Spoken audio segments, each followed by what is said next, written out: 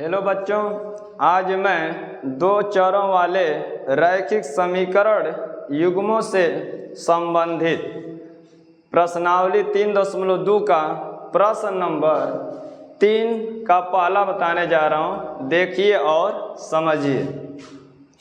प्रश्न नंबर 3 है, निम्न समस्याओं में रैखिक समीकरण युग्म बनाइए और उनके हल प्रतिस्थापन विधि द्वारा ज्ञात कीजिए। पहला है, दो संख्याओं का अंतर 26 है और एक संख्या दूसरी संख्या की 3 गुनी है, उन्हें ज्ञात कीजिए। तो देखिए यहाँ से हल।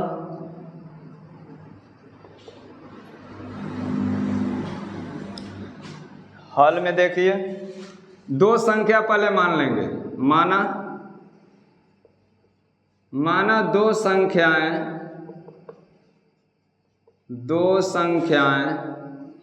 x और y हैं, जहां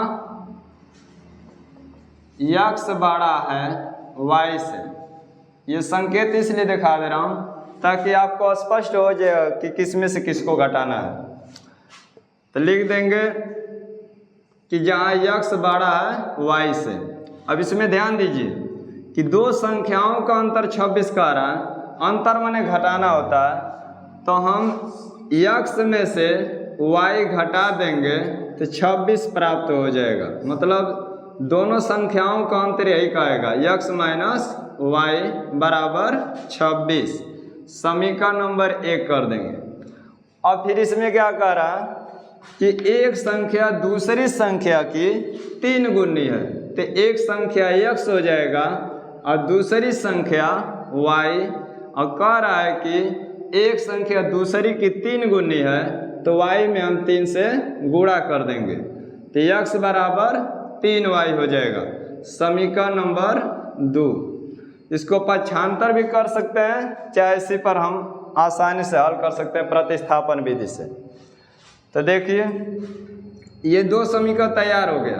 अब हम क्या करेंगे कि समीकरण 2 से x का जो मान है समीकरण 1 में प्रतिस्थापित कर देंगे। तो लिखेंगे यहाँ समीकरण 2 से x का मान, चाहे लिख दीजिए x बराबर 3y समीकरण 1 में प्रतिस्थापित करने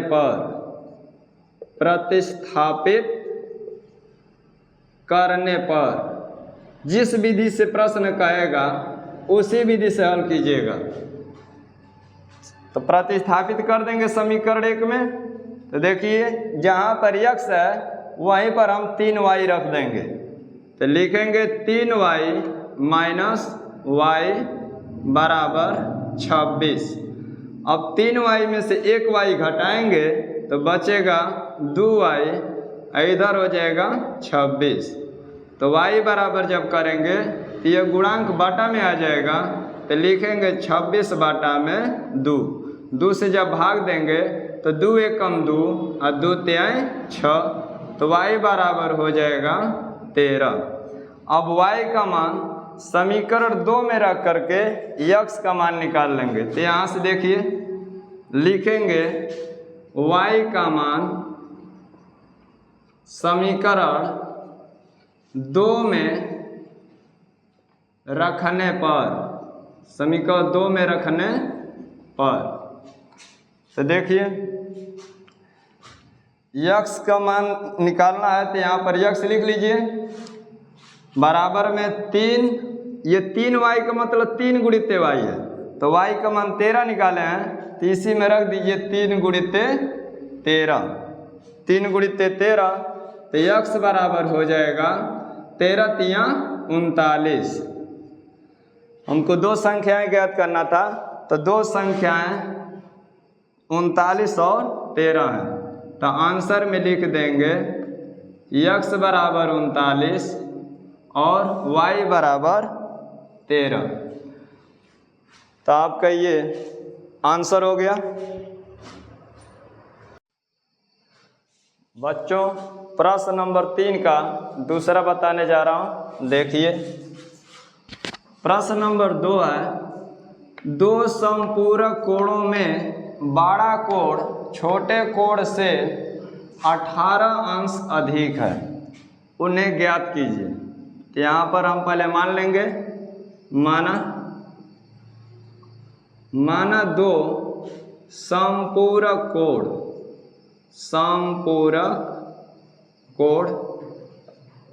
x अंश तथा y अंश हैं, जहाँ x बड़ा है y से, जहाँ x अंश जो है बड़ा है y अंश से।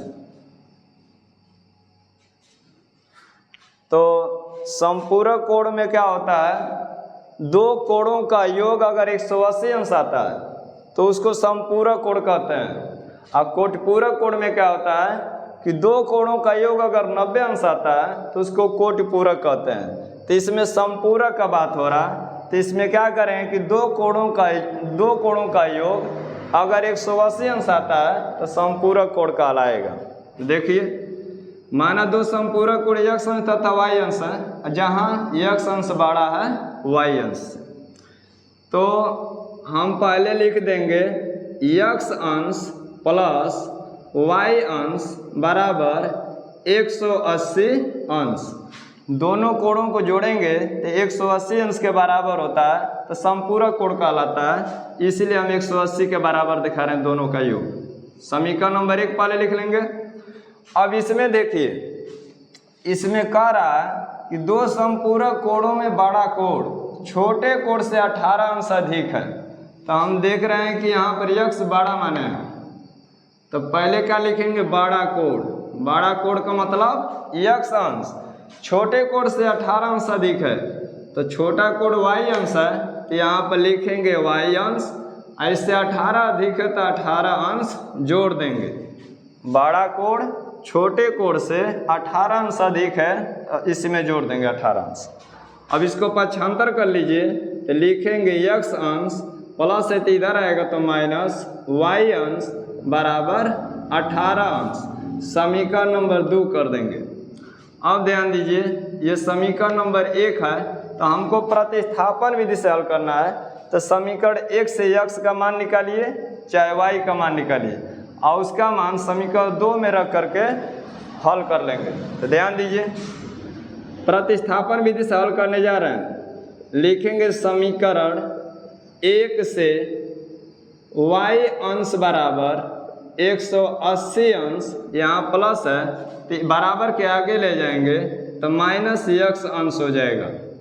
समीकरण 2 में प्रतिस्थापित करने पर, समीकरण 2 में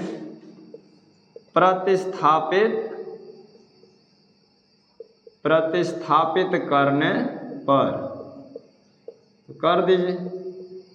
देखिए यहाँ पर समीकरण 2 ये है, तो x अंश पहले लिख लेंगे, माइनस y अंश के जगह पर कोष्टक में लिखेंगे 180 अंश माइनस x अंश बराबर 18 अंश।